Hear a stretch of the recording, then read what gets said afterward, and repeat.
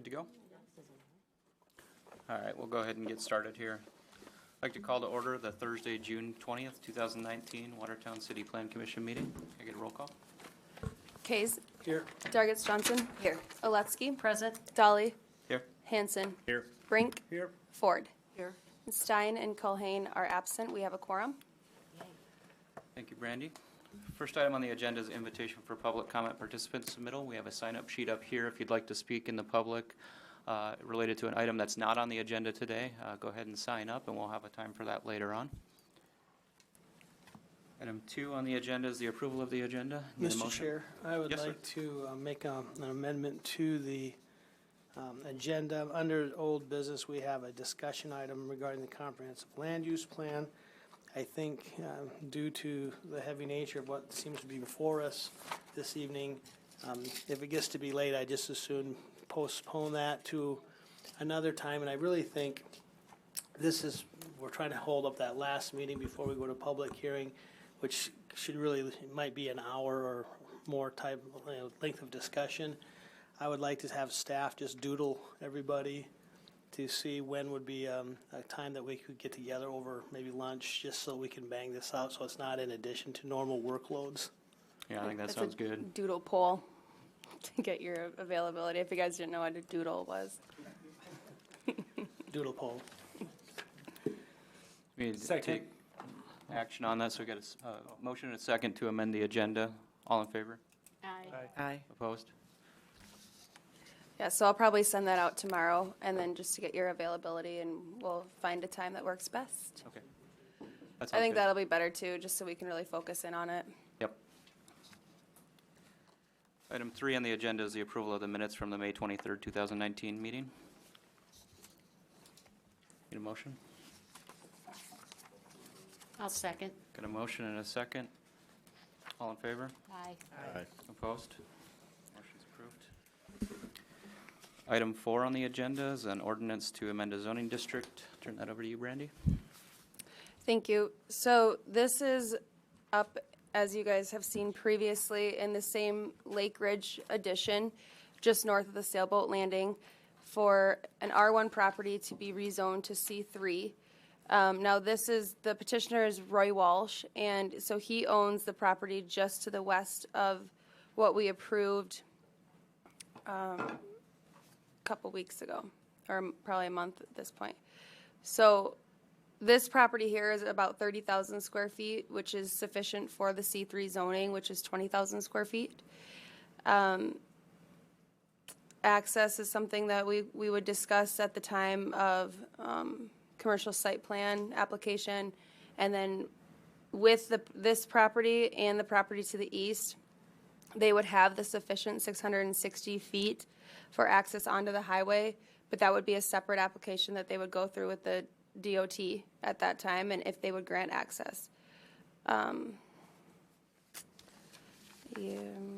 think I'll leave it at that.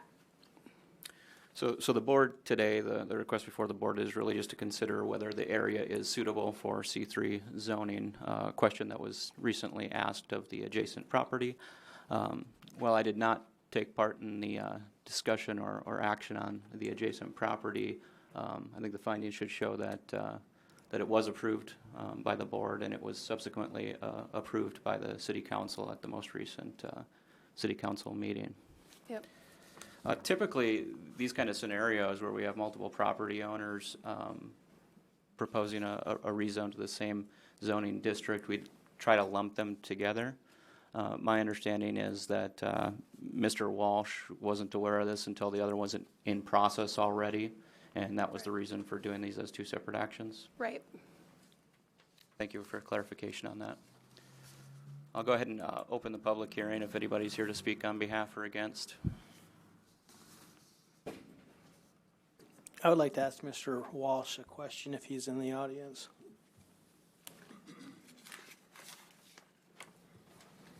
Roy Walsh here. Mr. Walsh, you know there's been much discussion. I'm over here. Oh, sorry. That's fine. There's been much discussion regarding commercial zoning at Lake Compesca over the course of the last several months, and in my role and job over probably 20 years. One of the things that the Planning Commission and the City Council is contemplating moving forward would be the development of a new commercial zoning district solely for the lake. And if we were to move forward with a recommendation to this C3 zoning, and subsequently down the road, we come up with a new zoning district that would still allow for commercial uses that support the lake environment out there, would you be supportive of initiated rezoning to this new commercial district? How would that be different than C3? Well, I'm thinking right now, some of the uses that are allowed in the C3 zone would not be allowed in the new lake zone. It'd be more for uses supporting people that live at the lake, you know, boat rentals, things that, you know, boat docks, cleaning, fish cleaning, bait stations, you know, restaurants, bars, those types of things that you would normally see at a lake environment would be an allowable commercial use. You know, mini commercial storage, maybe not, something like that. I'm just saying, yes, it would maybe restrict some of the uses that currently under the C3 zoning. If we were to move forward with that, I'm putting you on notice that I believe that there would be a proposed new commercial zone that maybe would be applied to your property at a later date, and just was wondering if you would object to that. No, I don't think I would. Thank you. Yeah, so basically, the new commercial, the lake commercial district would be commercial in a sense that it would be fully utilizing those properties on the lake.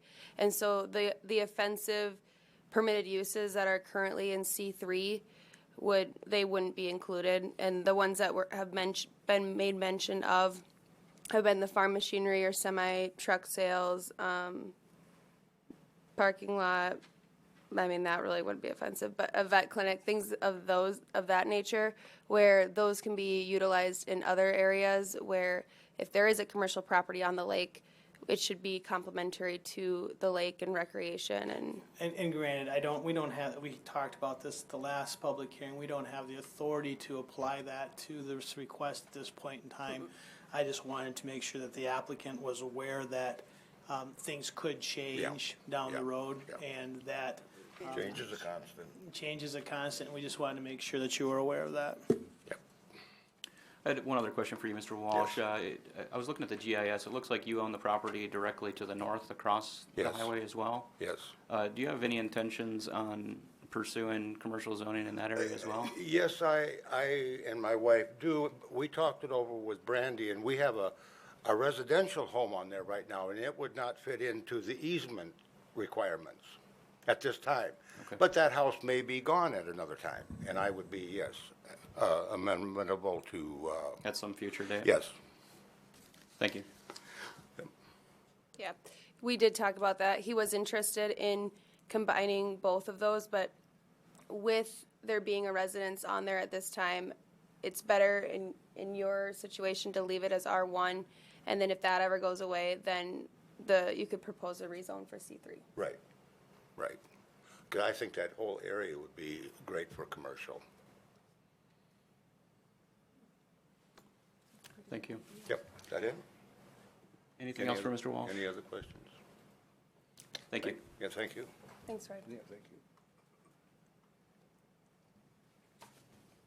Brandy, I have a question for you. I see that what's being requested is actually 2 lots, but it's one parcel. And together as one parcel, it meets our minimum area requirements, but as individual lots, they would fall short. So is this property going to be replatted as one lot so that it meets our C3, or is it going to be like a development lot agreement, No, it will be a condition as what we did with the last one too. It'll be replatted. My recommendation is that it is not a condition of the rezoning, because I firmly do not believe in conditional rezoning. I think it's something that we would want to come back and state that it needs to be in compliance with the subdivision regulations, which require it to be replatted, if I'm not wrong. So this is stating the obvious. I don't want to come back and say that a condition of the rezoning is that it is to be replatted, because that's just, it's redundant. Right, it is stating the obvious. The only thing that It's to also solidify that that will happen, because if it's not completed, then we're gonna look into it down the road and say, well, why are those zoned that? Because they're not non-conforming. So to protect what our requirements are today, that's why we just wanted to state it in there. I don't have a problem with stating the obvious, but I don't want to say that it's a condition of the rezoning. Because Maybe- I'm a firm believer that conditional rezoning is not allowed by the state of South Dakota. Yeah, and if I could, Commissioner Kays, get some clarity on how you would envision that requirement be memorialized. I'm not sure I'm quite following you there. If you could clarify that for me, please. Correct me if I'm wrong, if I want to construct and get a building permit on a piece of property, the plat has to be, the lot needs to meet the minimum lot requirement. Neither one of these lots individually meet the minimum lot requirement. Yeah. So in order to get a building permit, they would have to be brought together either through a development lot agreement or a replat, which is something that's done administratively, usually, correct? It is. I think the concern staff would have under that scenario is we wouldn't know when that building permit would come forth. So say, for instance, in this case, this were rezoned and it were 5-10 years from now before a building permit came forth. That would be concerned administratively by staff to monitor that, a replat requirement at that time.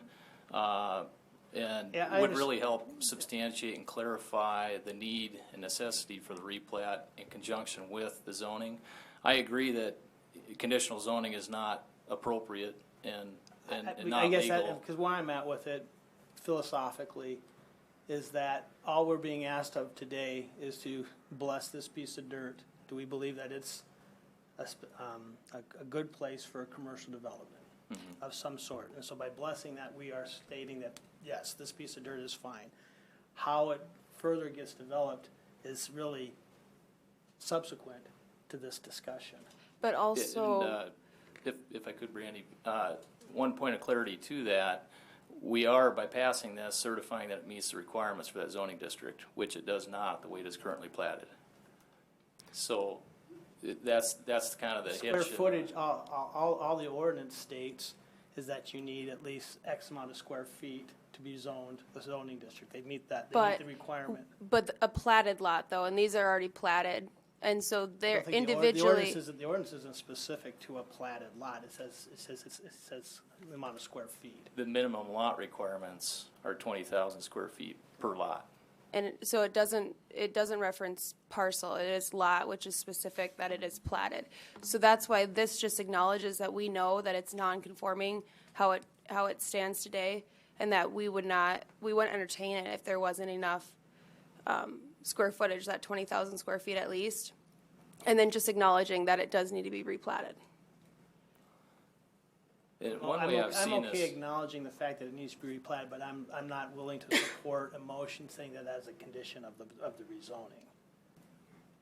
And I don't know if we'd have to have it in the motion because we do have it in the resolution. Here I have it pulled up. Right. So by approving that, it's being acknowledged. It really does make it clean for a track record. Yeah, I understand administratively what you guys are trying to do. I'm just trying to state the fact that I don't believe it's appropriate to place conditions on a request to rezone property. absolutely. No, we understand that, Commissioner Keys, and we appreciate that feedback. And hopefully it's understood that the staff's concern is that we don't want to zone a non-conforming lot. Agreed. And that's the struggle we're in here on how to, ways I have seen other communities address this are to require a replat come forth with the rezone application. Now, in my opinion, one could contend that that may be a little egregious because we don't know if the rezone's gonna pass and you've made the applicant go through the effort of getting a plat put together on contingency of a rezone maybe or maybe not passing. So I don't know as though we wanna go to that extent, but I do understand your concern on the contingencies being placed on the rezone. So I would be curious to brainstorm and continue this conversation on how to best address that so that we can make sure that the replat does occur, but not make it look like an egregious or a contingency that would be unlawful. I think there's probably some preliminary administrative action that we could take that starts moving down that path without being too burdensome. It could very well be just memorialized by ordinance as well, that the ordinance can be changed to state the obvious, that any application for a rezoning of lots that don't meet the minimum lot will be required prior to the issuance of any building permits. Therefore, it's stated in the ordinance, and we're not using discretion.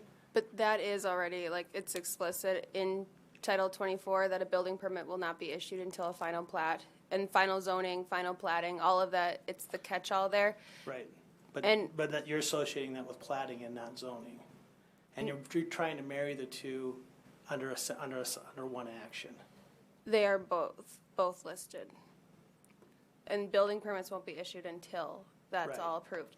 And, I mean, maybe if the language is concerning for you, we could say like required as, or the property be required to replat as a result of this rezone request and not using condition. I think that sounds better, yeah.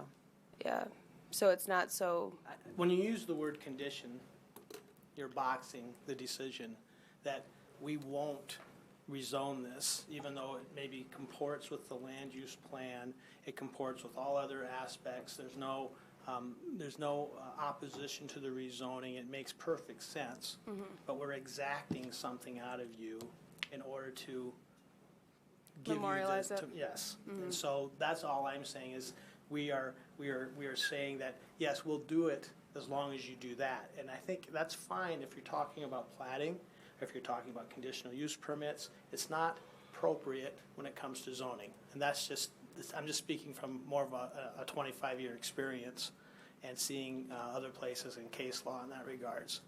And so I'm not saying that there's anything wrong with saying we want you to plat it.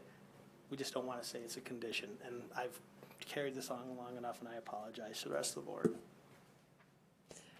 oh, thank you. It's good input. Todd, do you want to make an amended motion, or are you okay with the resolution as it stands for this one? If we move forward and it's a motion to approve, I will accept with staff. I just don't, we need to, again, it's something that needs to be addressed and fixed moving forward. Understood. We'll go ahead and close the public hearing. Is there any additional discussion from the board? Well, I continue to have problems and concerns with this kind of action. We have such a finite area available at the lake. C3 is our broadest commercial zoning available, and I personally just don't believe that we should proceed with rezoning these properties until we actually have a lake-specific commercial zoning ordinance that's been discussed and adopted formally.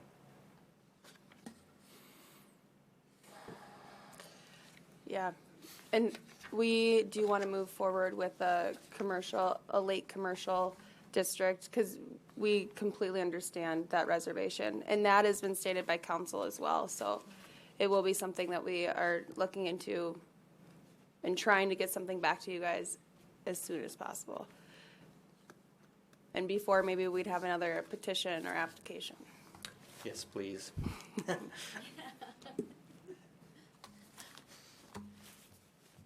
Any additional discussion? Just to state what we had stated last time, again, I think it's, it's the best tool we have in the toolbox at this time to address the requests. It's not the perfect fit, but I think the existing comprehensive land use plan and the comprehensive land use plan that's been talked about for the last couple of years does provide for mixed use and commercial development along this section of the lake. To me, as I stated before, the last request, it fronts highway property. It's no different than the highway property that's fronted between 10th Avenue North and 4th Avenue South. That's currently zoned highway commercial in the city proper of the community. And so based upon that is why I would support the request as is. I think important for the findings too, as I noted previously, the adjacent lot did, of course, pass through the planning commission and was approved, as was the city council. If there's no further discussion from the board, I'd look for a motion. I'll make a motion to approve resolution 2019-15. A motion to approve. I'll second. A second. Any additional discussion? Take a roll call vote. Brandy? Kays, Here, yes, excuse me. Durgas Johnson, Yes. Oletzky, Yes. Dolly, Yes. Hanson, Yes. Brink, Yes. Ford. No. Sounds good. What was that? 6-1. Motion Motion passes. passes. Thank you, Brandy. Moving on to item 5 on the agenda. Do you want me to take it, or do you Yeah. want to Yeah, go ahead. introduce it? Okay. So this is a zoning text amendment to Title 21 of the ordinances, updating the definitions of recreational facility and recreational use and their use just distribution, either permitted or conditional, throughout the zoning districts in Title 21. So we've been talking a lot about recreational uses like for the past year, and we've been trying to figure out how to best distribute them throughout Title 21. And so where we were the last time, it just didn't differentiate between public and private or commercial entities. So to resolve that issue, we came up with the two definitions. So the recreation facility is a place designed and equipped for the conduct of sports, leisure time activities, and other customary and usual recreational activities, either active or passive, and operated as a business. And then recreational use is pretty much the same definition, although it doesn't include that it's being used or conducted as a business. So it's a place designed and equipped for the conduct of sports, leisure time activities, and other customary and usual recreational activities, including active or passive activities, and open to the public. And then in parentheses, public parks, playgrounds, etc. And then, so I didn't change how we had them in the ordinance before. So how we had added it as a, Oh, back in the definitions. we had added it as a permitted use to the C2 and the C3 districts. So I left that the same. Everything is the same. I didn't change how they were distributed. I just changed the wording. And to clean that So up. basically, one's Planet Fitness and one's Highland Park. Yes. Yep. Yep. And then the only thing that I guess I should note that I changed is because we had that definition for a recreational facility, and that's the one that we allowed as a conditional use in the I-1 light industrial district. So instead of having that separately defined, we just added to that definition to say recreation facility open to the public 14 years of age and older. That's in the I. And that, Brandy, is, just to clarify, is in the I-1 district conditional use list where we specifically call out the year limitation. Yes. Why Yeah. did you do that? Call that out? Well, that was one that we had talked about previously, and that was like in the Dakota Gold discussions. Okay, got it, yeah.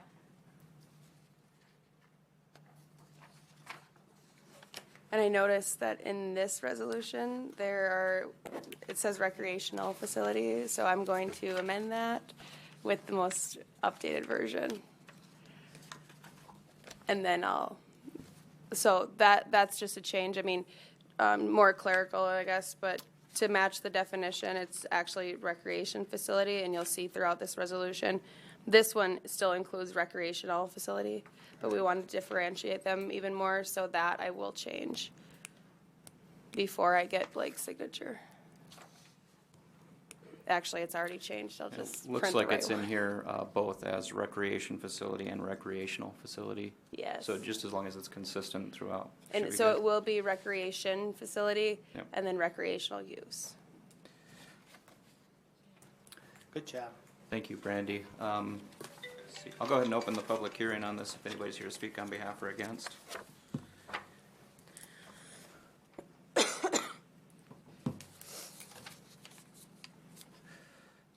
I was looking through this, I thought it was really well done. I mean, this is exactly what we're looking for, to differentiate those two types of uses, of course, and then to provide for some locations in town where it makes sense that they're permitted uses and not necessarily a conditional use. And looking through this, I agree with everything that you've laid out. I think this is a really good approach. Good deal, thanks. If there's nobody for the public hearing, I'll go ahead and close the public hearing.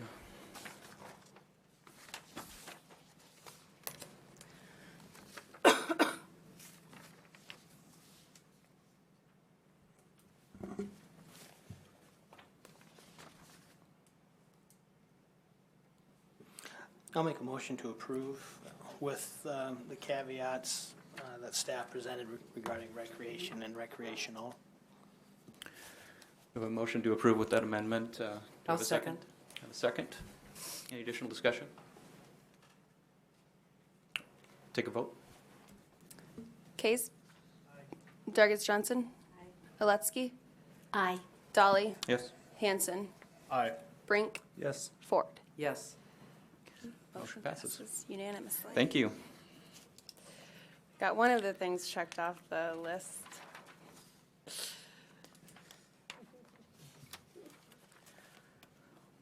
All right, so item 6 on the agenda is a preliminary plan, resolution number 2019-16. Randy? Thank you, Blake. So this request, this is a preliminary plan for what is Eastwood's 19th edition. If you guys, last year we annexed and zoned Eastwood's 20th. This one has been in the works with different projects, so that's why we don't have the most recent number as this edition. But this is already zoned R2, single-family attached residential, and what they're proposing is 10 lots with duplexes on each, so 20 units, and they will all be provided frontage from a private street, which is Eastwood's Drive. And as far as utilities go, the sewer and water main will remain private. They'll have, if you see, well, you'll see later on with the plat, we have the agreements that solidify all of those requirements. Brandy, just one correction there. The water will remain private. The sewer is anticipated to be taken over as public infrastructure. Oh, okay. Good deal. Thank you for that. Could you explain how the privatization of the water works? Yeah, and actually, Mark is here from Municipal Utilities, and I can, while I've got the mic, explain on the sanitary sewer end. We as a city, we were comfortable taking over the sanitary sewer for a couple of reasons. One, it's going to be underneath the paved surface roadway, so we will have access to those manholes for maintenance of that system. And also that private roadway, although it will remain private, will have and retain a public access easement over it. So we do have perpetual access to the sewer mains, and felt it was in the best interest for us to have that for ownership and maintenance. It'll be built to our specifications, and then we can manage the system accordingly. Again, just more education. So, in addition to having access and being built to city standards, would there when would we want to have private? You know what I'm trying to say? Yeah, no, that's a good question. I know we've taken over other installations that maybe haven't met both those criteria in the past, but I know that's the standard that we at least try to have those criteria met, where we have a hard surface access to the manholes for maintenance purposes. And you know, if there were extreme cases where those two criteria couldn't be met today and moving forward, I would probably recommend between myself and the wastewater superintendent that we not take it over as public infrastructure.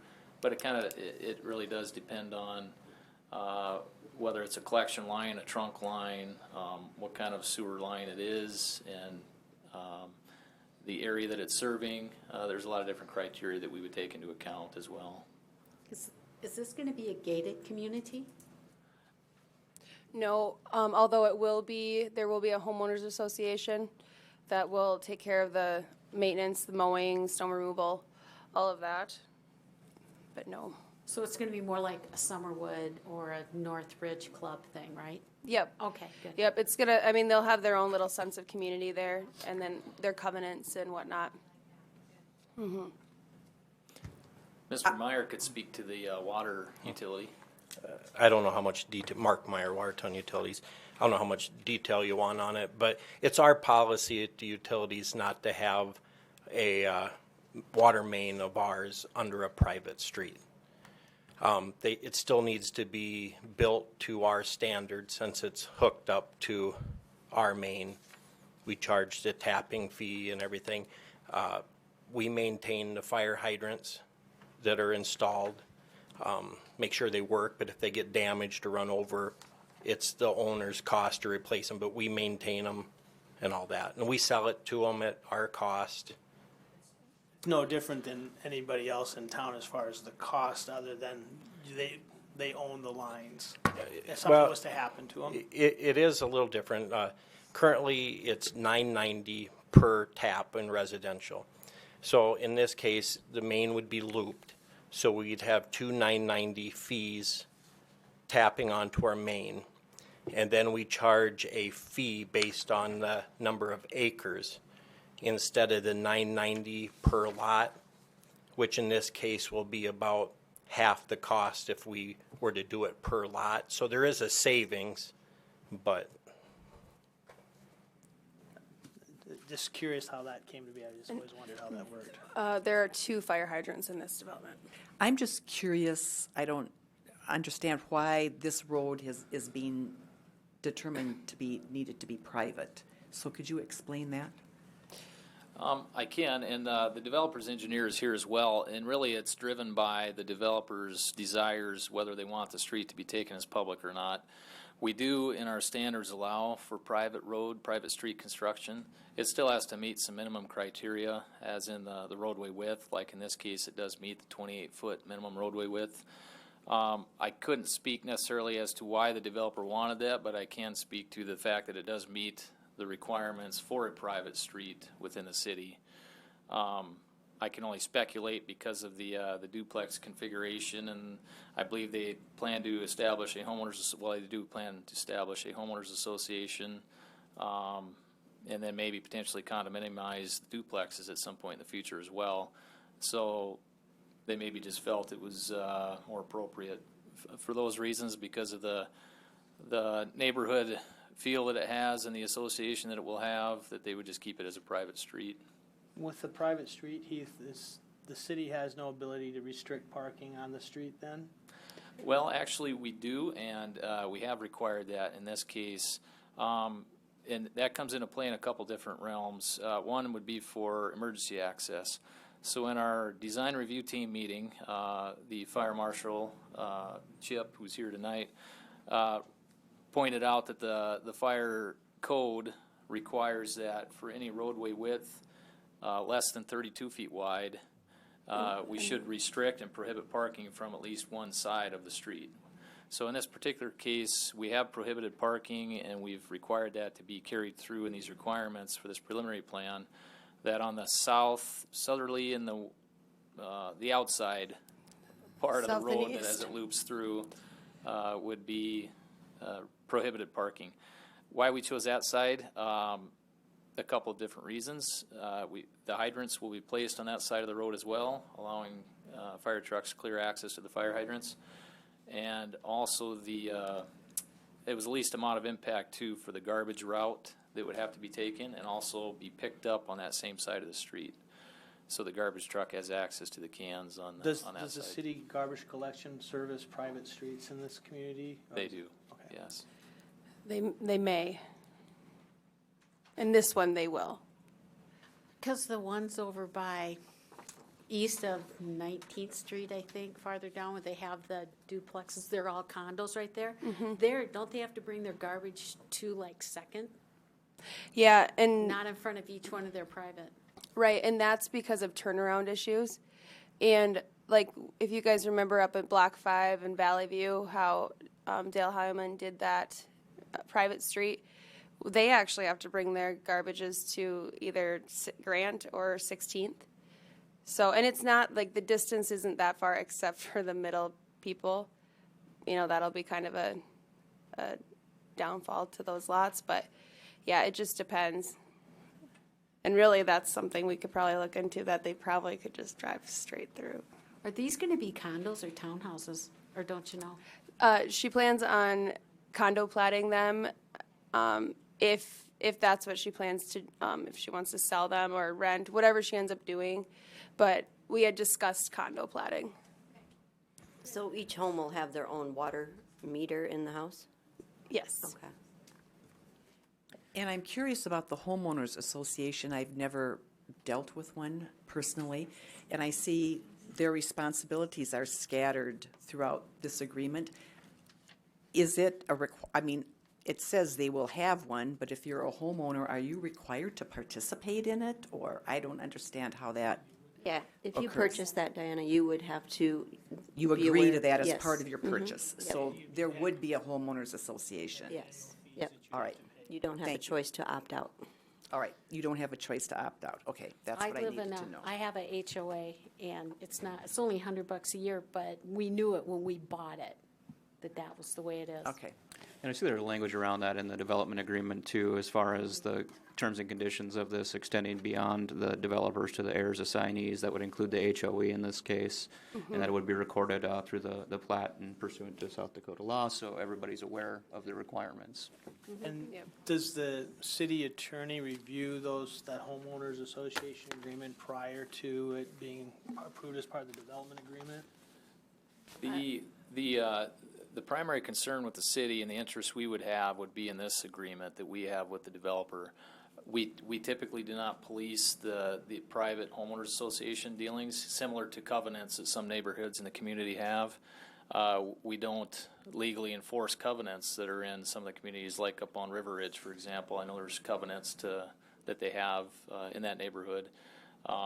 So we try not to get into the weeds of administering the private dealings of the HOAs or the covenants of a neighborhood, but we do stipulate criteria that affect the city and potential financial responsibilities of the developer if the city has to come in and perform any work or labor in these neighborhoods. So in this case, that language within the development agreements protects us down the road if we do need to do any work or there is maintenance that needs to be done on the private street, for instance. The HOA and the homeowners would be responsible for that. Yep. And if the work is not being completed, then the city can go in and do the work and bill the successors in interest of those lots. Keith, would you just talk about how the on-site drainage is, it's not part of the city system, it's all gonna be a private, is that correct? It won't bleed out into the cities, or how does that work from the drainage perspective? So generally speaking, Commissioner Kays, the drainage, you're right, is collected internally, like most neighborhoods obviously are, and then conveyed and captured. This one is required to capture the drainage, and it is doing so, I believe, in two different separate areas. And what those areas will do is accomplish two things. One, it'll meet the water quality regulations that we have in our stormwater regulations, and also a 2-year water quantity storm event detention will be accomplished as well. Now, the outfalls from the main detention and water quality area will end up in our surface channel there through what's known as the park area, that green space. There's a major drainage way that runs through there, and that's where the outfall of this collection system will be.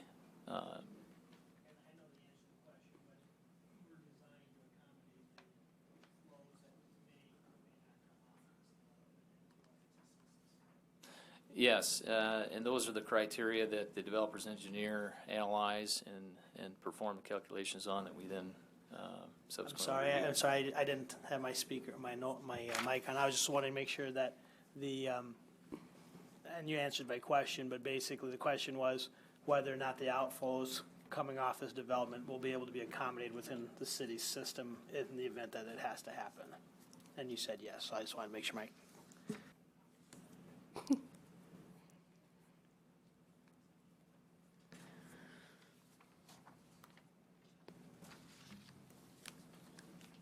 I see Joy is here.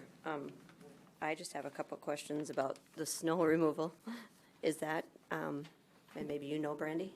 Well, do you want to open the public hearing, or you can? I thought I had. If I haven't, I'll go ahead and open the public hearing. Oh, maybe you did. Sorry. It's double open now. But yeah, Rhonda, if you want to ask that question about snow, or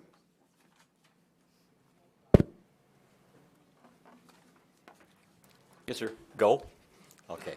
My name is Mike Tanner. I live at 1279 Cherry Drive Northeast, and maybe Brittany can go back to the aerial shot and point out where I live, and it will give you folks a point of reference of why I'm here and talking about the project. down there.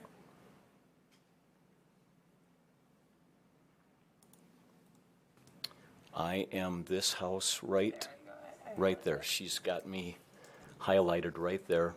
And note the shed on the back corner of my yard there.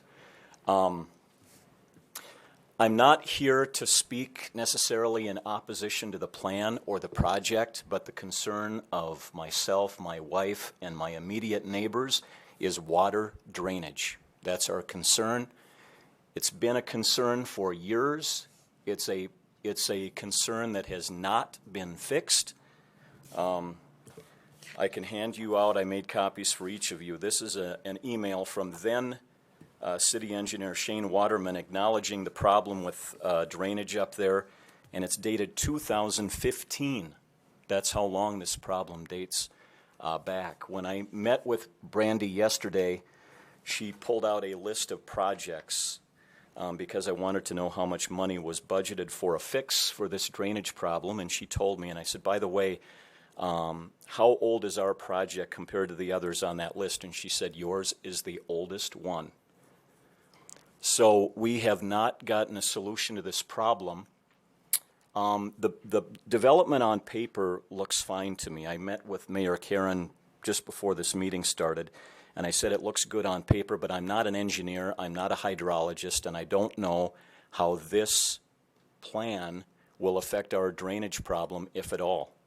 I know Heath referenced, I'm not sure where it is on here. Well, I'll try and bring the cursor over it here. If I can interrupt you, Mike, what is your drainage problem? I mean, can you define that? Yep, What do you I mean will by do that right now. This is Heath referred to it as a drainage channel, I believe. That's a misnomer because it's a drainage channel that does not drain. Pete, I emailed Pete some photos that maybe he can pull up for me here. And the problem is that during, that's one, it becomes just a garbage collection point. You can note the dark green, murky, smelly water with garbage in there. That's not clean water. It's just junk and muck in there. There's more garbage and stuff that just collects in there and looks terrible. Now, this shot would be kitty corner to this planned development where Heilman yesterday just started digging more homes just to the east of us. And then if you want to go to the next one, Pete, there's another house that is currently under construction that would be kitty corner from this development. All of the water is designed to flow from east to west. And these new homes that you just see here are east of there, so it's water that is eventually going to have to come through. The problem is it's a drainage ditch that doesn't drain. During the growing season, when vegetation starts growing, you get thick grass in there, you get reeds, you get cattails, and there's very little, if any, elevation change along there, and so there's a culvert under Cherry Drive to the east of me where the water is supposed to flow under the road down this drainage ditch toward Eastwoods Park, and it doesn't get there. It just sits there all summer long. I've lived in my house for a little over 4 years now, and that drainage ditch has never, not once, been mowed. And it's because you can't. It's wet all the time. It's stinky, murky, slimy. It's a breeding ground for mosquitoes. And again, I'm not here to torpedo this development at all. We were here in 2015 when there was another proposal for a whole bunch of apartment buildings up there, and it was a terrible fit. And there would have been no buffer between our houses and all of these apartment buildings, and the zoning got changed. And we're thankful for that, and we're thankful for a much better plan here. And this is much better than what was proposed 4 years ago. But our problem is a drainage issue that is there now, and we have no idea how this proposed development is going to impact that. And I know Heath is here, and I know Mayor Karen is here, and I guess speaking for my neighbors, I would say that, and I didn't know this, but Mayor Karen told me when we met prior to the hearing today, that this plan was just presented last week. And I guess I would ask you as a body to ask people in the know, like Heath, like the developer of this project, and again, we're not saying no, but before you would give it a thumbs up recommendation, I would hope you would have the knowledge that you need to know that it's not going to impact our drainage problem any worse than the one that exists right now. So thank you for that. I think that's some excellent points. Currently, the situation up there is, uncontrolled drainage off of that empty, bare lot. Heath, maybe you can shed some light. You talked a little bit on the requirements for stormwater retention and discharge, on perceptionally, how that would affect it, having to have controlled stormwater discharge versus the natural flow that exists today. Yeah, thank you, Mr. Chairman. So the drainage plan in this area for that southerly detention pond, one of the things in the review process that this project has gone through the normal submittal and review timelines. I just want to emphasize that. We did meet with the design review team like we normally would for submittal like this, and has met all the calendar dates as far as the targeted submittal timelines that we follow for every submittal. So through that process, the design review team gets together, and that includes several departments within the city, including engineering, planning, building services, wastewater department, municipal utilities, and streets department, fire department, police department, a very good cross-section of the city that is represented in that review team. So as far as hydrology goes and how the runoff is reviewed, the developer's engineer submits a drainage report, a drainage plan to the city engineering office. The assistant city engineer, Colin, who's also here this evening, performs a review on that to make sure that it meets the basic requirements of the city's stormwater drainage policies. In this particular case, when we reviewed the concept plan early on, the detention pond to the south of this development was anticipated to discharge almost directly north of the citizen's house that's here this evening, and that was one of the first red flags that we saw. We wanted to direct that flow to the west into the main channel and not have it come out into that east-westerly channel that we know has been an issue for the residents out there. So that was one of the first simple corrections that we required of the developer's engineer, to modify the outfall of the detention pond so it flowed to the west, not to the south. But generally speaking, as far as the runoff and the quantity of runoff, that's exactly how it is mitigated. In this particular drainage basin, it's a little bit different than other drainage basins depending on where you're at in the city. And the requirements for detention vary depending on where you're at in the city. And in this basin, we do require what we call a minor storm event detention for holding back water quantities during a minor storm event, which is an event rated up to a 2-year event. What happens if there's a major storm event? 2 years is not very long. And so the considerations for the major storm event is what need to be accounted for as far as the capacities in this drainage channel. And if in a major storm event the drainage channel is deemed able to convey flows without downstream impacts, then in this particular drainage basin, they're allowed to go undetained for the major storm event. And Is a minor event like a 1 inch rain or less than an inch, less than a half an inch? yeah, it would be somewhere along those lines. I don't have an exact rainfall number to quantify that for you, but it would be you know, We don't design for a 3 or 4 or 5 inch rain as far as retention on the site, that it comes in and then it goes. It'll hold so much, but then everything else goes over the top. yeah, everything in excess of the minor event would go undetained and flow out into the main drainage channel. The reason this basin is looked at a little bit differently is because if we were to detain the major events, we would have devastating impacts on the main Willow Creek channel.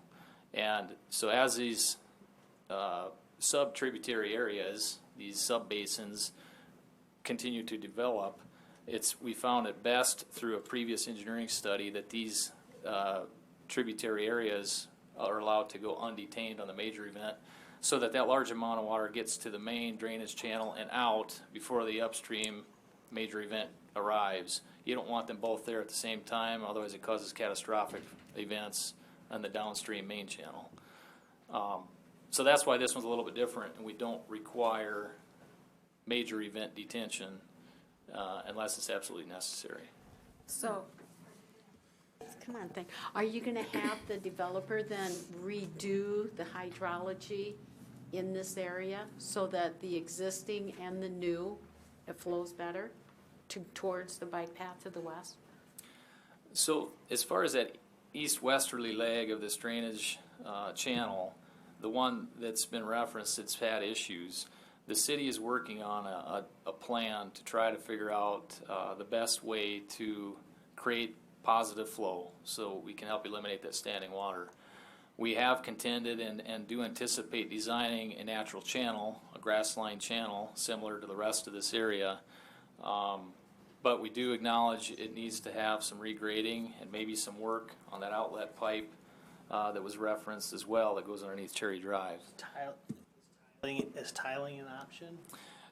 We were trying to avoid the tiling effect, and there's a little bit more history to this that I'm not aware of on some of the considerations that have been given, but where it's landed since I've been here on my desk has been to design a new graded surface channel to convey these flows and try to get a little bit more positive drainage than is there right now, because none exists right now. You know, he is correct that there is standing water there, and It's that's there all the time. the issue that we. It's wet all the time. I'm trying to remember, and I know there's a few staff that were here when originally this was, I can't remember, was part of that for retention, but also for water quality, Mayor Karen?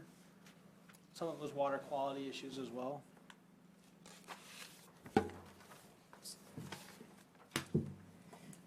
We typically use the 100-year event for a major flood, and the 5-year is a minor storm for stream bank erosion and water quality control.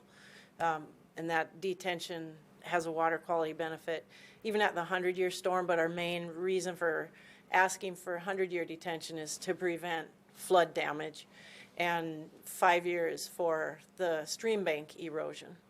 And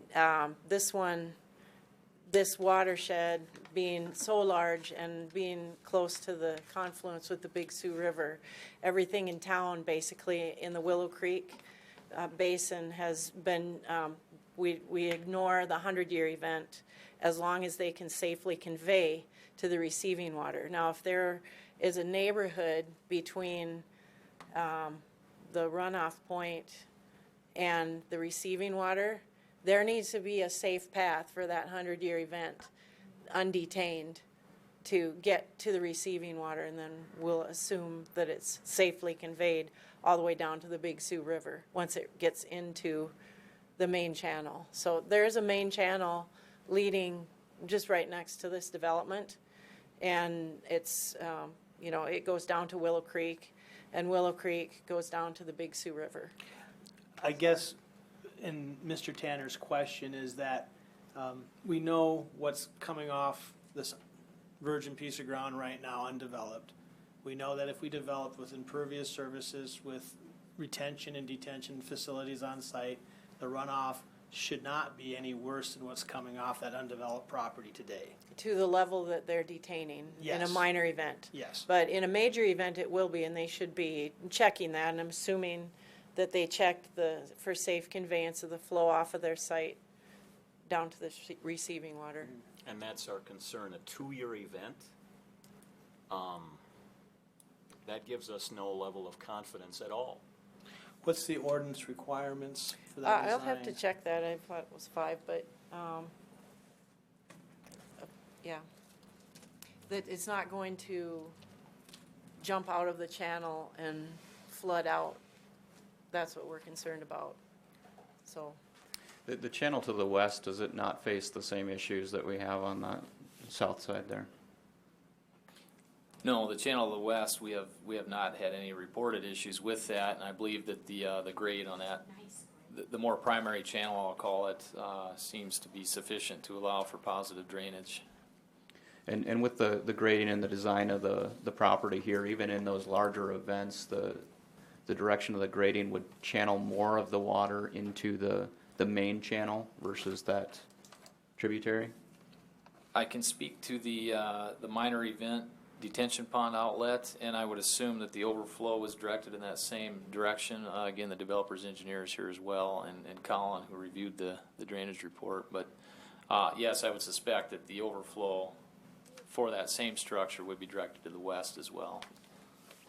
Colin, can you confirm that question? Can I make just a couple more quick points here, and then I'll get out of the chair and let other people speak? At the first June City Council meeting, Mr. Heilman asked for a variance to build a home up in this same neighborhood that was denied. He wanted to build a home that would be, and Heath can correct me if I'm wrong, the lowest level would be only 18 inches above the normal. Help me out here, Heath. Yeah, the situation there was the builder was requesting a variance that requires the lowest finished floor elevation to be at least 2 feet above the normal groundwater elevation. His proposal was to be, I believe it was 18 inch to 16 inches. 18, I think it was, yeah. In lieu of the 2 feet that's required. And I think where Mr. Tanner might be going with this, that we could also talk to with the developer's engineer. I believe all these structures are anticipated to be slabs on grade or to not have basements. And so they should easily meet that 2 foot above the groundwater elevation requirement. The point I wanted to make is that during that debate, Mayor Karen, who you guys know is an engineer by trade and knows these things, I thought she made a very good, strong point when she talked about the fact that when you are in a neighborhood where you're constantly pumping water out of basements to keep them dry, which we're doing in our neighborhood, our sump pumps run all the time. Mayor Karen said that when you do that, the infrastructure in that neighborhood, the life expectancy of it is compromised. Stuff falls apart faster. She knows. She drives up in our neighborhood, and there are some roads up there that are in very, very bad shape. So again, I'm not against this plan or this project, but we have water drainage issues up there that I hope get addressed. I've been told that Roger Foote is working on a plan and there's money in the budget this year, but we've been told that since 2015 and nothing has ever gotten done except more building and more runoff. And we're scared about what might happen. We'll be good neighbors. And this plan might fit in fine to our neighborhood, and it'll look good, and we'll all be happy if it doesn't create more water issues that we already have and that we can't seem to get fixed. And the other point I'll make real quickly here, and the other thing that concerns me is the fact that this is a private development. I read the facts. Private street, water quality ponds that are private, located within private drainage easements. Water main will remain private. I just read private, private, private, private. So, in the event that this causes us more problems, since this is a private development, what recourse do we have? And if it's private, will the city even have our back if there are more problems? Or will they just send us to an attorney and say, it's private, it's not our issue? I don't know. I'm not a lawyer, I'm not an engineer, and I'm not a hydrologist. I just know that we have a water problem now that's been there a long time. It still hasn't been fixed. And we just want some sense of security that things are going to be taken care of and be better. And we want to be good neighbors, and we'd welcome this development, but we're scared about what it might mean. That's the bottom line. So, and as Mike and I had talked yesterday too, and he brought up that point, that's why we have the agreements. And the private, specifying that everything is private is more so to protect the city, that we're not getting, that it's not our maintenance responsibilities. And even on the plat, we have on there that we will not take over Eastwoods Drive because of how it's constructed, and it never would meet our standards. But yeah, we still do have the ability to go in there and maintain and enforce that things are per our ordinance. When we had that 25-inch snow in April and all of that snow melted, my shed in my backyard was in a lake. And I've never had water, luckily, knock on wood, I haven't had water get into my home yet, but it starts creeping up my backyard toward the house and it doesn't go anywhere, and you get really, really nervous. When we go on vacation, thank God Jess and Sean, our next door neighbors, check our sump pump because it runs all the time. We have a fully finished basement. If it fails, we're losing our basement. And there's just a lot of water up there. And I'll make one last quick point, and then I'm going to give you guys a copy of this. This is why we're just a little bit skeptical of everything. This is an email from then city engineer Shane Waterman dated October 5th of 2015. And it was written to Jessica, who lives right next door to us. He wrote, the city has appropriated funding for the drainage project in the 2016 budget.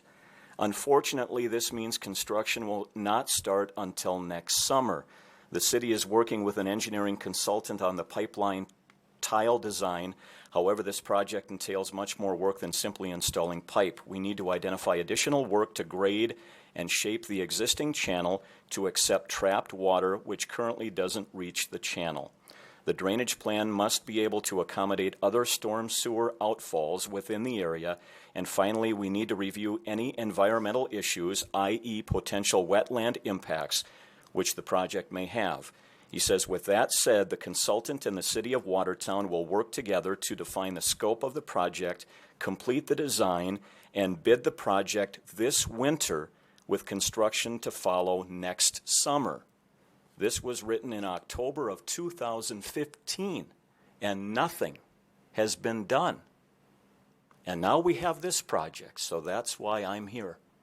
And I just hope you folks, again, we're not anti-development, we want to be good neighbors, but if this project is built, before you give it a thumbs-up recommendation, I hope that you gain all the knowledge you have, and before you give that recommendation, you can do it with confidence, because when they're talking about water retention, water quality ponds for a 2-year event, and we've already got a problem there that can't seem to get fixed, we're nervous.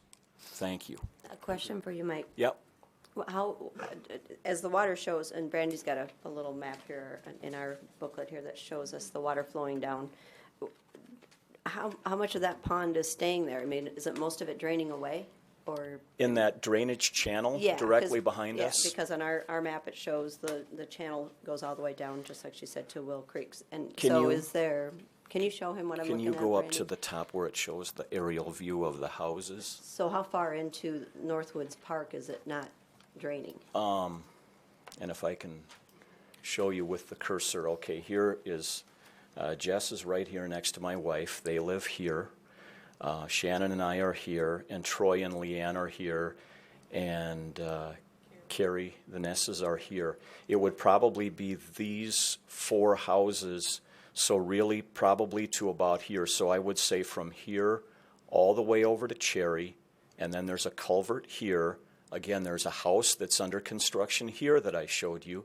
Heilman is building here. He's digging now, and this is proposed. All of this water is designed, as you can see, from these apartment buildings designed to flow down here. The water from all these houses over here, and by the way, this area is wet all the time, But really bad In wet. that park, what's preventing it from continuing down, in your opinion, I guess? I mean, where the trees start in Well, that point, is there's, it? there's only 0.7 feet of slope from like where his cursor is down to the playground. Yeah, there's no elevation change there, so there's, and like I said, in this area particularly, right in this area right here, you've got reeds, cattails, weeds, grasses, garbage. It's a great collection point on a windy day with this open lot up here. When you get a strong northwest wind, you've got garbage that's blowing and it all gets stuck right in there. Trash, and it looks terrible. I mean, it just looks bad, and No, Mike, you guys do or do not have storm sewer throughout Cherry Drive? we do, but it's further down the block. It's way down by where Van Dusen lives, and yeah, it's way down on the corner. What would that be, 12th Avenue? By Cherry and 12th. So there are no storm drain. There are some over here once you get around the curve of Cherry, but in our immediate neighborhood right in here, there are none. So are you guys, your drainage is going directly in there? Is that where the sump pumps and everything are directed as well? Yes. Yep. Yeah, my sump pump, my sump pump drains out, and the water eventually is going to trickle into that channel, and that's where it's going to sit because it's just so clogged. There's no elevation change and nothing to push the water. And see, even like in that circumstance, the development at that time should have had its detention pond for at least a 2-year event and not draining directly into that drainway. That's not an identified wetland with all the water that's there. Yes, it is. It is. Yes. So that's what's complicating some of the issues here as far as trying to come up with a solution. Yes, it is. Like one little section that's a wetland, and we've spoken with the Army Corps of Engineers, and they've. Could you come up here and talk, please? Say your name. Hi, my name's Jessica, and we are on the corner there, and actually we were the first house kind of on that corner. We built in 2012, and that drainage was not there, that they call natural drainage. About a year after we built, there was a big, huge excavator that came in and dug that channel out. They put in culverts. And according to construction workers and I think some city employees that I've gotten past emails from that says those culverts are too low. Water can't run uphill, so that never drains. So the water that has been sitting there probably has been sitting there since 2013 when it was first dug. And now you've got the drainage from the development to the east of us draining into that. There's a manhole in this lot, that empty lot that they're building right now, that they were approved to put surface drains in that on top of that lot and then connect it to the manhole, which then drains underneath Cherry Drive and into that swamp. So I looked at that culvert today, and there's water in the culvert just on your side of Cherry there, but it's just sitting there. The water does not move, and nothing drains.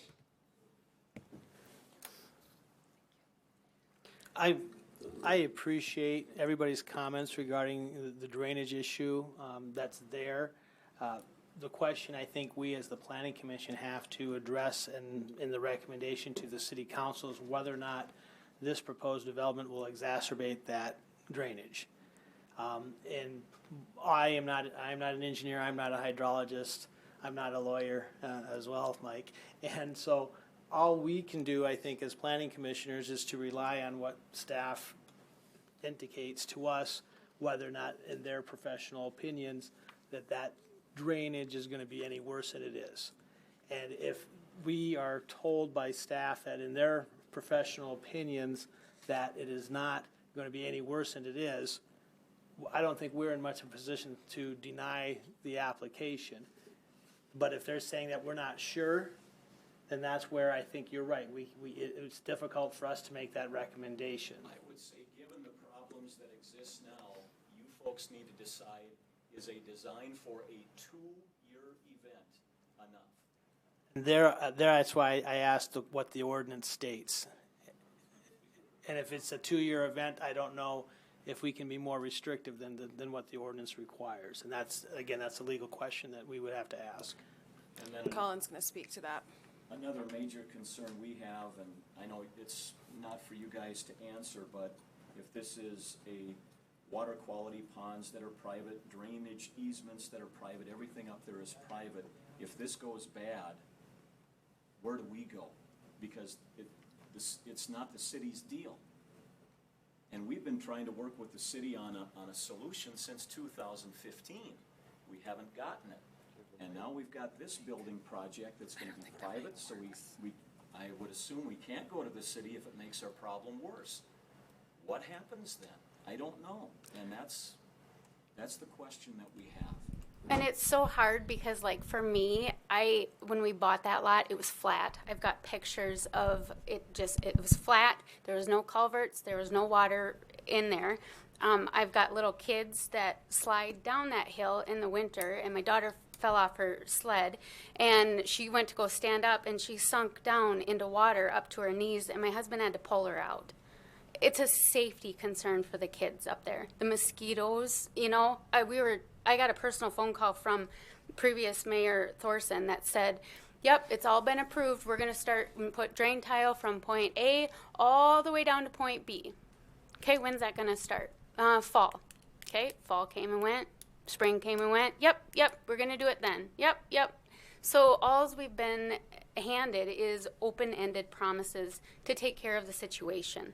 And every time like Mike said, we're totally for developing Watertown. Have at it, but take care of the situation that we have right now before you keep adding to it. And the people that have been living up there and dealing with this for years and not getting a solution. The only thing we see going on up there is more building and more construction. And we're like, we've been knocking on City Hall's door looking for answers and a fix here that we can't get. But they keep building. And more building means more runoff, and our problems just never get fixed. And then that whole strip, they're putting surface drains in that final lot there to the east of us to drain that whole strip. That whole strip floods in the winter, in the spring. They had water in their backyards, so guess where all that water is going to go? In that surface drain, in the manhole, drains underneath the road and sits in the swamp behind our houses. So then here in the plumbing code, it says that stormwater shall flow away from the building and away from adjoining property and shall not create a nuisance. This has created a nuisance since it was dug in 2013. They can't mow it. It's never been mowed, Jess. It's never been mowed. I went out there one day and hollered at the city guy, and he's like, oh, nope, it's too wet. It's too wet. So then Mike and all of us mow it. Not the actual drainage channel, but the slope leading down to it that is beyond the back end of my property line. I have to mow that myself because they can't get a big tractor mower in there to do it. They would have to drive through that channel to get to that portion, and if you tried to drive a tractor through there, it'd get stuck and you'd have a huge mess on your hands. So please don't interpret this as us trying to be snobbish, anti-development. That's not it at all. We have very genuine concerns that we want you folks to be receptive of.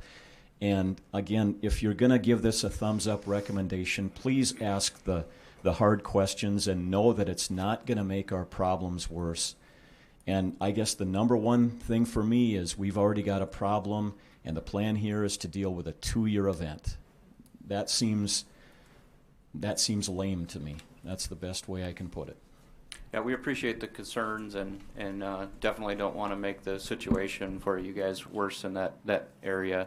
Colin, if you can answer some of the questions on how the drainage exists today.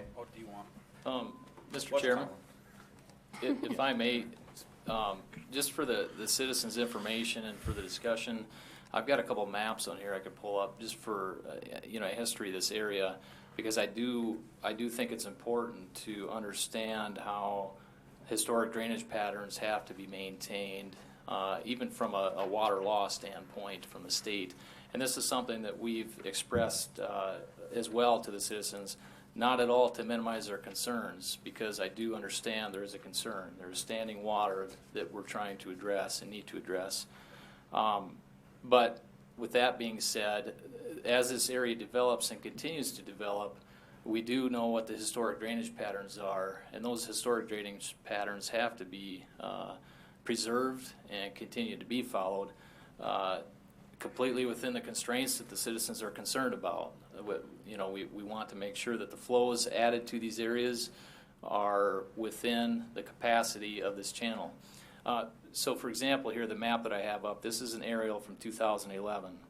And I think, as you can see from these shaded areas, it's clear that this is part of the historic drainage patterns that have carried through and still now exist today. If I go a little bit further back into our aerials, here's a 2005. Now this appears to have been a drier year. I think we all remember 2011 was pretty wet. And in a drier year, although you don't see standing water, you can still see that there is indications of the low spot where the conveyance of the water during the wet years would convey to and through. We go now to our aerial back even a little further. This is 2000, so almost 20 years ago already. It's hard to believe that when you say 2000. It's almost 20 years ago. But again, you see the pattern there in the aerial photograph that indicates the lower lying area through here, which during rain events, minor or major, the water would have migrated to and through those same drainage patterns. I'll pull up the current aerial that we've seen already tonight. And here is the portion of the channel that's of concern of the residents that we are aware of. And I believe that what is causing it not to flow, which is one of the commissioner's questions, because of the way this was excavated out, it does not daylight out, as we would say in engineering terms. It doesn't, there's more or less a ridge here. The elevation is lower through here than it is at some point downstream. It doesn't allow the water to flow out into the main channel. So what we're trying to design and configure is a way to get positive drainage from this outlet point through these backyards and down some point further downstream, so we can obtain that positive drainage that we know is needed and that the citizens are concerned about. That is our primary goal that we're working on addressing. I can't speak to the past promises and projects and funding. I'm not familiar with them. I do know what's on our desk in front of us today, and that we are working on this and have committed to make things happen and see some improvements in this area for the residents, because we do understand their concerns. One other thing I'll quickly pull up, the hydrology in the area. This small area here is the under the National Wetlands Inventory that is also part of this area that's of concern. And I don't know how or if that was mitigated or addressed in the past. I can't speak to that either, but I do know that with that being on the National Wetlands Inventory, and based on the past aerial photography that we have, we do know that this was a historic drainage pattern and a place where in the past water was present. That doesn't mean that we want it to continue to be today because of the issues that these citizens have, and it is something we're trying to mitigate.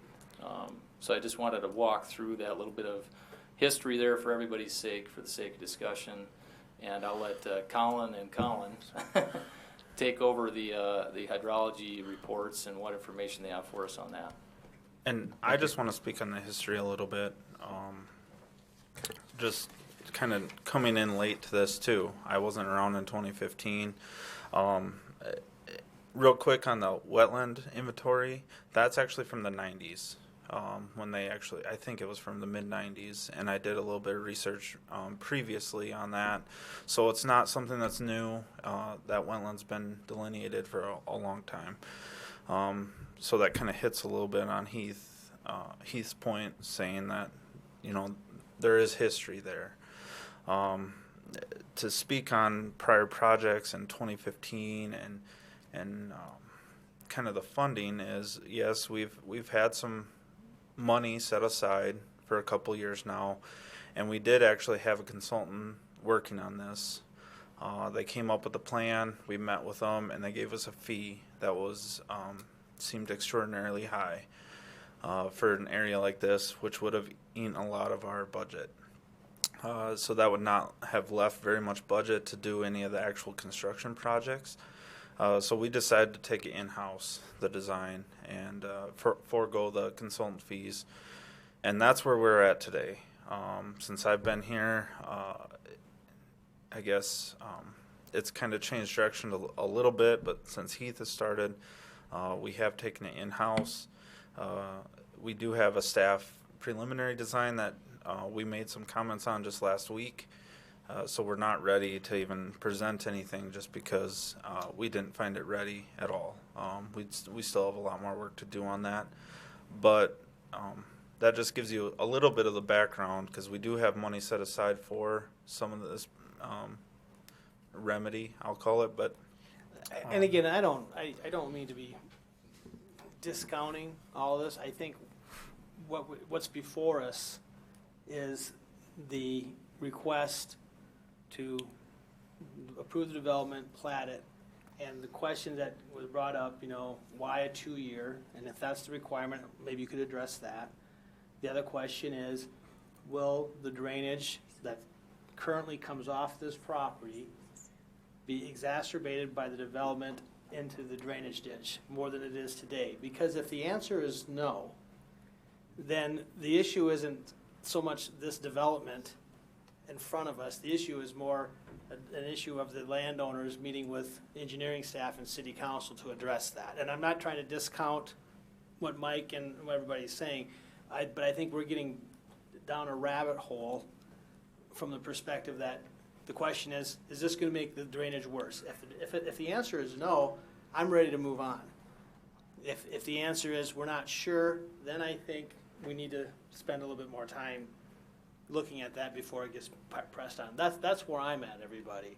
And I No, don't know yeah, where- regardless of this development, you know, we're gonna have to address that issue long-term, but what we're looking at today is, you know, is it gonna be better or worse than it is right now? And we don't wanna exacerbate the issue, for sure. And make that consideration knowing that the plan is for a 2-year event. I think that is absolutely key. Well, Not 100 Is that, years, is not that, 50 years. Is that the what the ordinance? ordinance says, 2 Yeah. years? So Yeah. then our hands are tied by that. our post-construction manual, BMP manual, that is referenced by our ordinance says 2 and 100 year, but a prior engineering study that Heath has alluded to states that in this basin we want to release.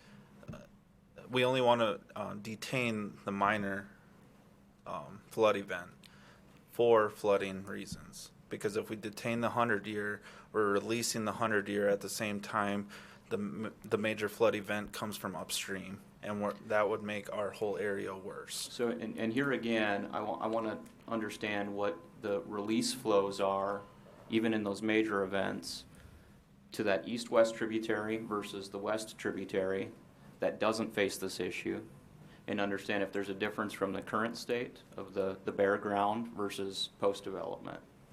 And I think that's the key for me. And if engineering staff can say with extreme confidence that the design of this development is not going to make the existing situation any worse, or if there's something that could be tweaked in the design to increase your level of confidence, again, I'm not an engineer. We rely on your professional recommendations, and if you tell me, Todd, I am more than fairly confident that this 20-unit development is not going to make Mike Tanner's backyard any worse than it is already right now, I'm ready to vote yes.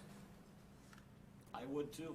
I mean, I'm fine with the development. Yeah, but I understand. You understand but where I I'm. don't know what it's going to mean for our. I could, just because I didn't review in detail the hydrology report, but is the minor event discharge for the detention pond is going to the west, correct? To the north-south part of that tributary? Correct, yeah. Is the emergency overflow and the large event overflow for that same structure also directed to the west? Well, 2/3 of the site will drain to the west through the overflow. There is an overflow on the southeast pond that will continue draining south to that. How does that compare to the pre-development flow? I think we're actually going to be taking more water to the main channel with the new design than the way it sits today. That's what it looked like when I was looking at the plans and the contours, that it was directing more to the west, but the hydrology showed, in fact, that it would be more to the west, to the primary channel. Correct, yeah. Okay, you're talking about this one right here where it goes into this, and then we'll go right into that. But, and then there's that culvert there, right? So in layman's terms, engineering for dummies, 2/3 of the water is supposed to be heading west. 1/3 of the water is going to head to the southeast.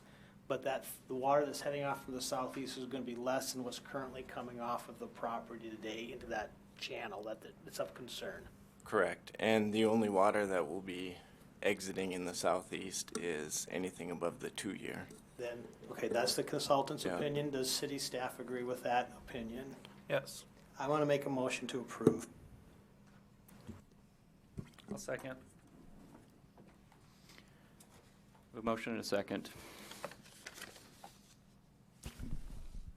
If I might Yes. interject, if you have a little bit of discussion before you vote.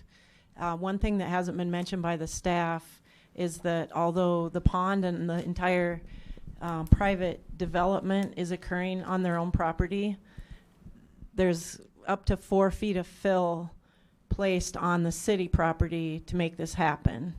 So it does extend pretty far beyond the boundary of the property grading, just adding fill.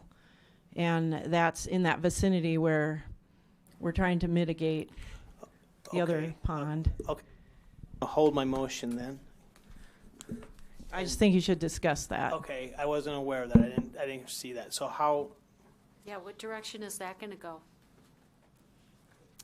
We are grading from the property line at fairly flat slopes onto city property, 10-to-1 slopes. okay, And that's going to project probably, on average, 30 feet, 35 feet onto city property. You talking to the, as you're going to the west part? You can see on the southern edge of the property and the western edge, all those green and blue lines, those are the new contour intervals for the fill that will be on city property. I can't read it, but how many feet is that per line? Just a couple of feet, isn't it? Yeah, it's 1 foot per line. Is that normal? This is actually a pretty gradual slope for the area. Mr. Chair, if I may. Yes, sir. Just to add some clarity to the mayor's comments, this is something too that we have been discussing with Roger Foote and Colin DeYoung. We want to coordinate and make sure that any realignments, regrading of the channel in question tonight, and any grading onto city property that the developer would be doing, that we obviously want those to be cohesive with one another and mesh well. And that is something that we have to yet iron out with that final design of our work. But we're fairly confident looking at these gradual slopes that Colin's included here, that gives us some level of comfort knowing we've got some room to work with. This is roughly a 10-to-1 slope, I believe. It's very, very gradual slope. For a slope to be considered maintainable or mowable, you can go up to about a 4-to-1. And so this, if it had to be, could be pushed back in a little steeper manner if we needed to accommodate the grading that we want to do with the city project. But it's definitely something we will be coordinating with the developer's engineer to make sure that it happens and is done right. Do we need to then, in the motion to approve, state something to the effect that the developer will work with the city engineering staff to assure that the grading plan is going to not inhibit our ability to do a master drainage project in that area? Something to that effect? I would deem that appropriate, Commissioner Case. I will add that to my motion. I'll amend my second. The other quick question, I'm going to back up because I think one question was not addressed that somebody did answer. It was snow removal. We are utilizing some of the city property for snow removal storage. Yes, we did propose snow storage in that dash box there. What's that gonna do?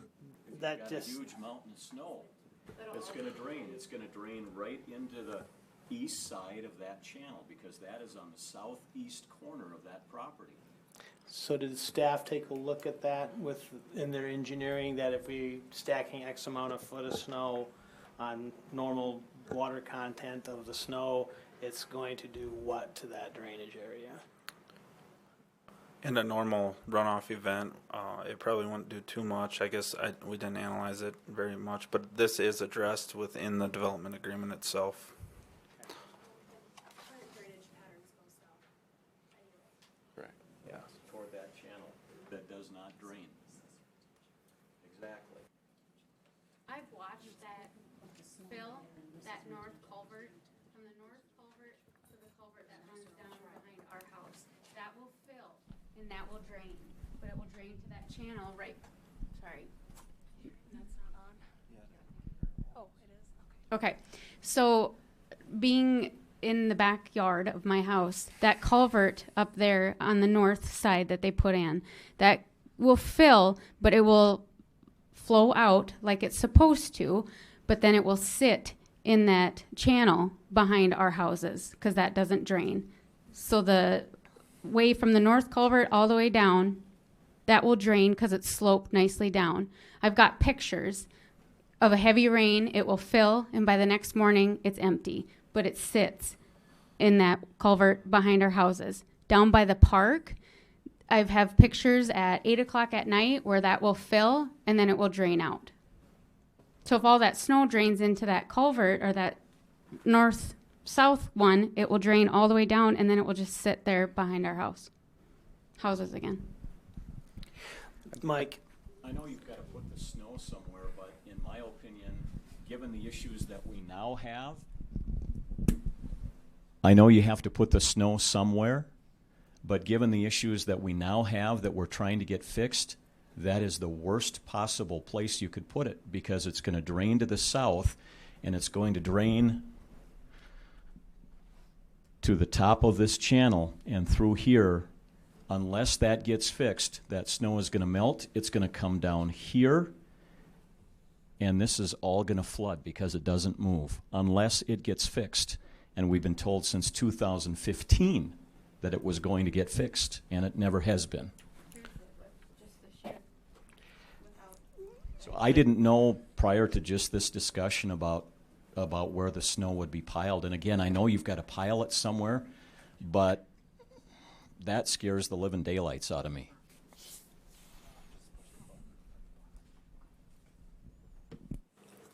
Hi, Joy Nelson from Haugen Nelson Realty. We as the applicants, it is not our intention at all to dump any more water on anybody else, okay? And the engineer and the staff, I think we've been very cognizant about trying to make sure that we're not contributing to an existing problem. But I'm not sure that we need to be held hostage for somebody else's problem either when we have done everything in compliance and within ordinance. And as Colin had said, it may even help, you know, what's going on there already. But we can't correct a problem that wasn't ours. I agree. Okay? And so I guess as Todd said, we're here tonight in complete confidence that between staff and our engineers, we have done everything within our power and within the ordinances and with their assurances that it is like it's supposed to be. And I agree with Todd, we're way off on another issue here that isn't ours. Can I ask you a question, Joy? Would you be willing to amend the plan to go with water retention beyond a 2-year event? Because that scares me. 2 years And is if ordinance, correct? And that's minimum. Is 2-year minimum? What is the minimum? Yes, 2 years for the minor storm event. So minor. It's quantified by a minor storm event and a major storm event. And the minor storm event that they're required to design to would be that. Again, we're not against the plan, and we want to be good neighbors. I know you're not, Mike, but we've got a problem that. I know you do. And you have an existing problem whether we do this or not. True. Okay?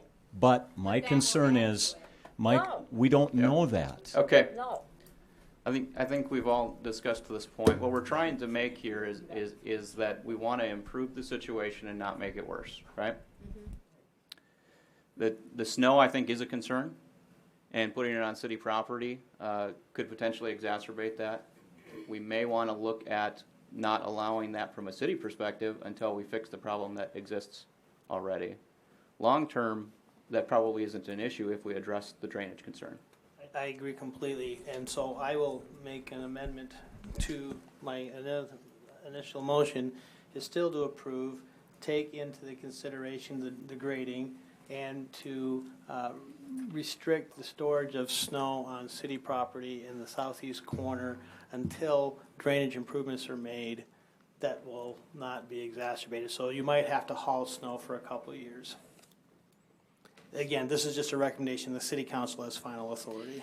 And if you'll notice too, on the preliminary plan, it does say a proposed area, and so we did include in the development agreement that they would have to obtain an easement with the city. So that is fine to add that to the motion, because that's something that we would have to okay anyway if we were to grant an easement. Yeah, I'll amend my amended motion. This is the pre-developed drainage pattern, and as far as if they're hauling the snow, like the same amount of snow is still going to exist, and all of that would have eventually went down to that drainage, and that's why we were okay with that proposal.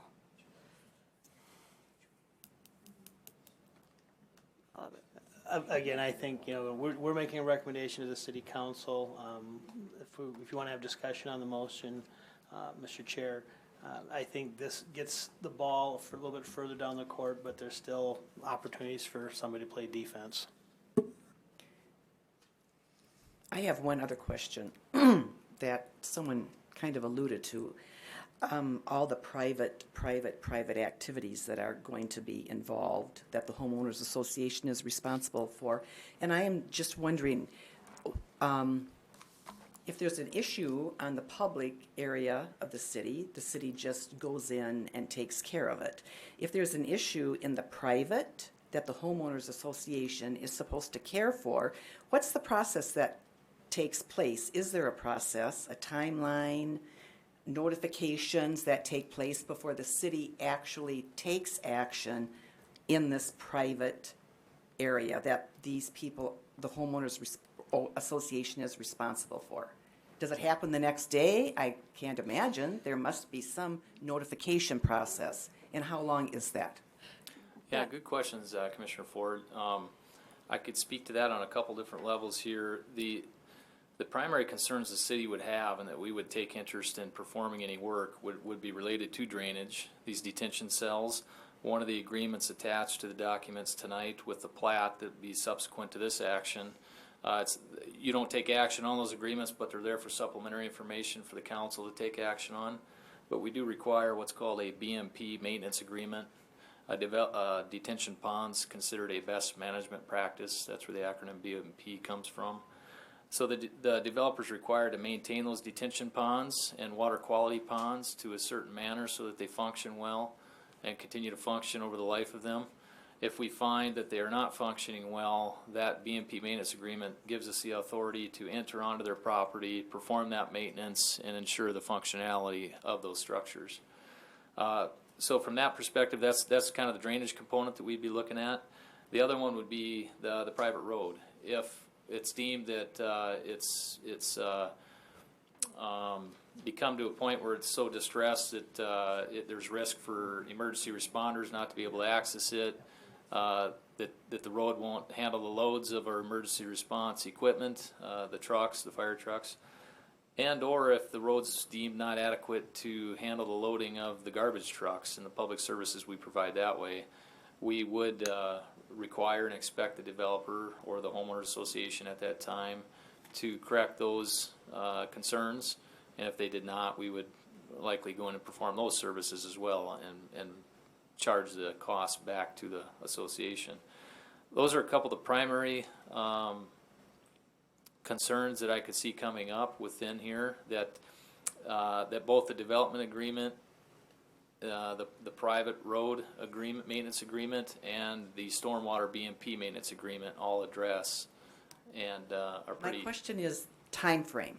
Mm-hmm. Do you do it the next day that you discover it's not being maintained, or is there a notification process? Yeah, there is always anytime the city's going to go and perform work, Right. There would always be a formal notification process that we would follow and give an appropriate amount of time. That amount of time that we give the people to correct a situation does vary, depends on the circumstances in the case, but we would give a deadline. And if that deadline were not met, is when we would go in and act. But the city also has emergency powers that if something was causing threat to life and limb and property, have the ability to exercise emergency powers.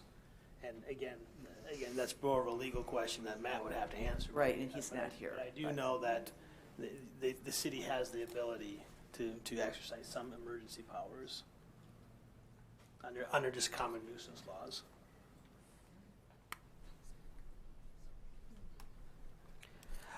Did that answer your questions? It does, right. I'm just trying to look at the stormwater retention or the retention ponds if they were determined to be ineffective and we were expecting a huge rain event that could cause more water issues for these people. Would we be able to go in and repair that immediately? Perhaps we could under an emergency situation, or do we wait 5 months down the road when water is draining? We also have to remember, though, that these ponds aren't designed for a 3 or 4 or 5 inch rain. Right, yes. They're designed to take the small event, let the big event happen, because as the mayor said, the water has to rush through before the rest of Willow Creek backs up into that area. I understand that. I'm just looking at the basic maintenance of those water retention ponds. Yeah, and Commissioner Ford, I would say just from a common engineering practice in the safeguarding of the general public and the housing adjacent to these drainage structures, if there were imminent danger because of lack of maintenance or issues like that, I could see where, and I'm not speaking for the attorney, but speaking from practicing as an engineer, where that would be a normal circumstance where we would come in, perform emergency corrective measures if needed, and proceed that way because of that's what I wanted to because know. of the hazard that exists. Thank you. So on the screen here, I did highlight the default in the stormwater BMP, where it does state that should the owners or successors or assigns fail to complete or perform the necessary construction or maintenance contemplated by this agreement within 60 days after being given written notice by the city, or without notice in the event of an emergency to which owners are not immediately responding, city is authorized to complete any required construction or perform any necessary maintenance action and assess against the property the entire cost and expense to owners or owners' successors assigns, including labor, equipment, cost of supplies, cost of materials, all of that. So they're authorized by law from the date of notice of any expenses incurred by city until paid in full. There is also a line in the development agreement under item 4 for the drainage, specifically allowing the city to periodically inspect the detention and retention basins and determine that they're up to snuff, more or less. Right. But now the city engineers and stuff, they're fine with that 4-inch drain tile or going into the 6-inch and 1-foot elevation as it's going and stuff. And it looks like it's with the drain tiles, it's all gonna go to the west. You guys are all fine with that? How that goes? Okay. So I have one other question. Under the, stormwater best management practice, item 11, amendment. It says that if the city adopts a form of BMP development that's less restrictive than the terms of this agreement, the parties shall amend this agreement to match such new policies, which would be less restrictive. Would that also hold if the city should adopt a form of BMP that's more restrictive? No.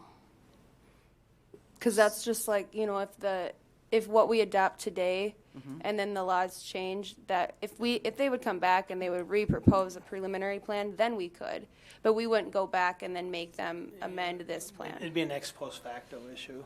But they can become less restrictive, but they would not be required to become more restrictive. Right. All right.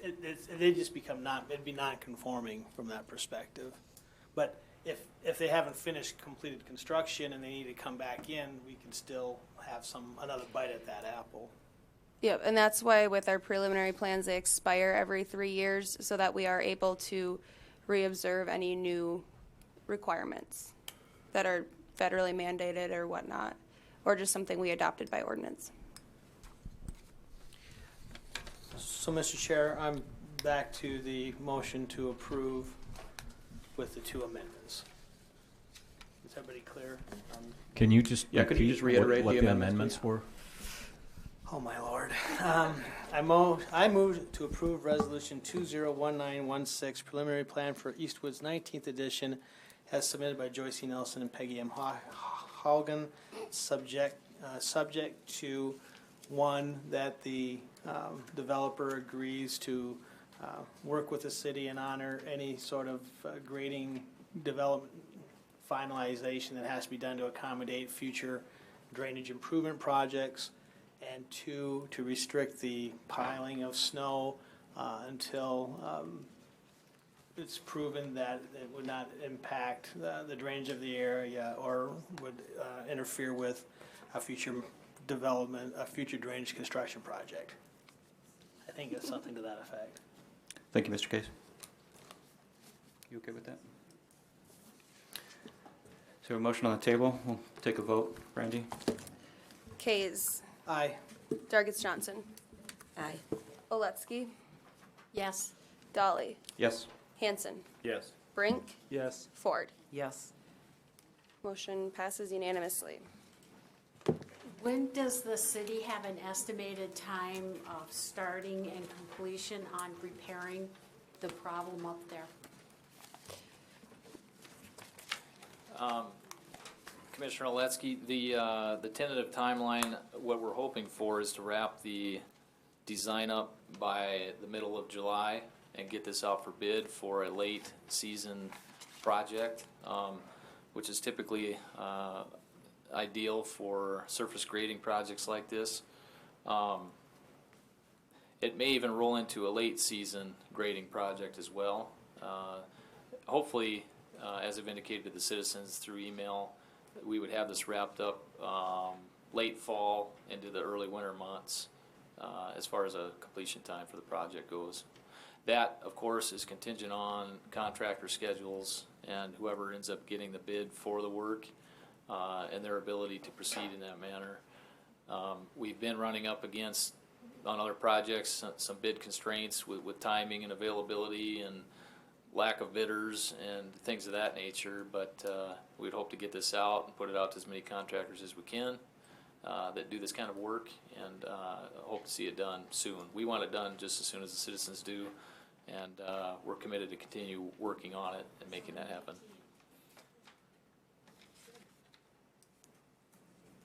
Thank you.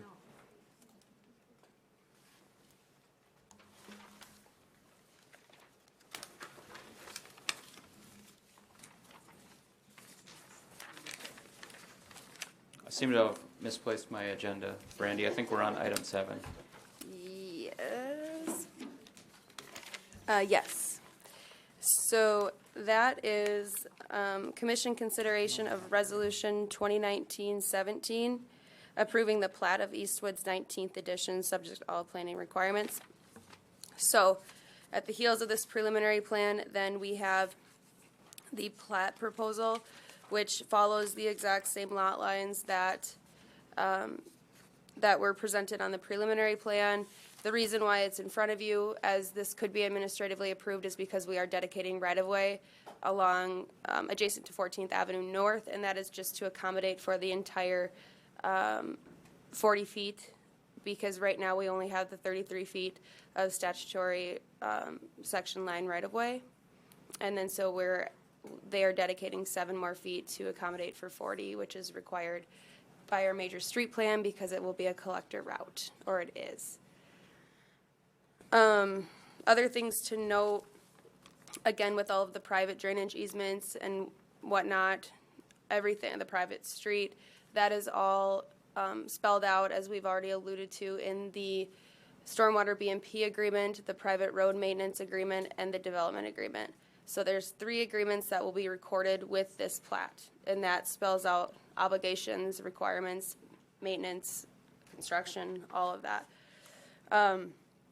The plat contains 3.66 acres, where 0.09 acres is dedicated public right-of-way. It'll create 10 lots, all conforming to the R2 single-family attached residential district. The drainage will be contained in private water quality ponds. Each lot will have access onto the private street of Eastwoods Drive. And another note about what is nice about that private street is that it is restricting access onto 14th. So, and that being that is a collector. So it's a strategic design where they looped it, and we appreciate that. So as far as what I need to amend in the development agreement, which we don't approve here today anyway, but we're going to keep it consistent with what we approved for Prairie View Edition, which is just to the east, that in lieu of the sidewalk along 14th Avenue North, we do have actually a recreational trail. So we will have them grade that area to what the rec trail would be. And then at the time that is extended, that they would be assessed the cost of what a 5-foot sidewalk would be, being that it is exceeding what requirements usually are. That would go to the whole homeowners association would pay for that, or just those properties adjacent to 14th? Homeowners association. Or Brandy, and this is something maybe the developer can speak to, were they also willing to build the pathway with only an expense of theirs being for what a 5-foot sidewalk would cost? I wasn't sure in the discussions. I thought maybe that was what was thrown out. Maybe I was misinterpreting that. I think that it would be flipped, where it would be Park and Rec budgeting for it and then assessing them at that time. But at the cost of a 5-foot sidewalk? Yes. Similar to what our discussions were for the Olive Place addition. So it would be graded, but until that point, it would just be grass, presumably. Yeah. And that is what we did to the east. Yep. So to keep that consistent. And then due to the constraints of the private road design, solid waste and recycling shall only occur on the southerly and easterly sides of the private street, which we've already talked about, as well as parking will be restricted to that side. They can only park on that side.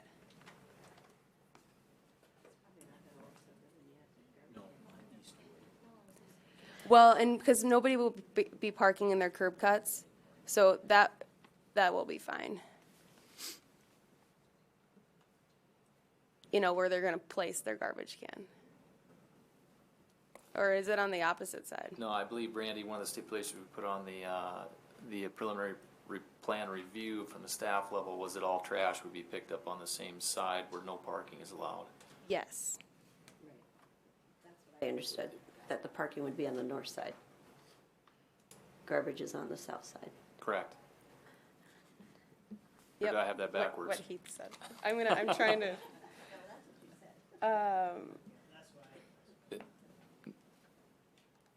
Okay, so this is what it says, that the solid waste and recycling shall only occur on the southerly and easterly sides of the private road. So then there would also be no parking on the southerly and easterly sides. That's correct. There we go.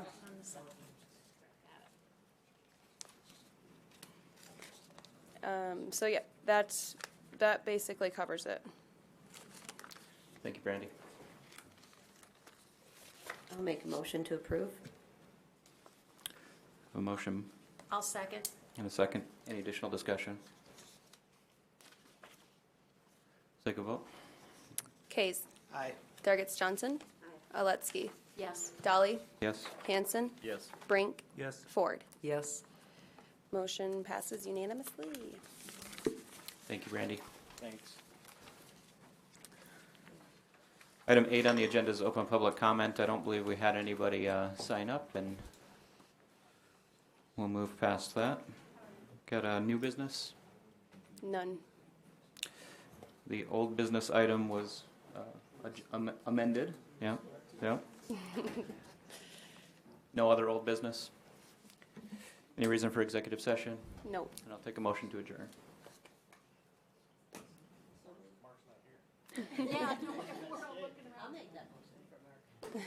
I'll second. So we got a motion and a second. All in favor? Aye. We're adjourned. Thank you. Thank you all.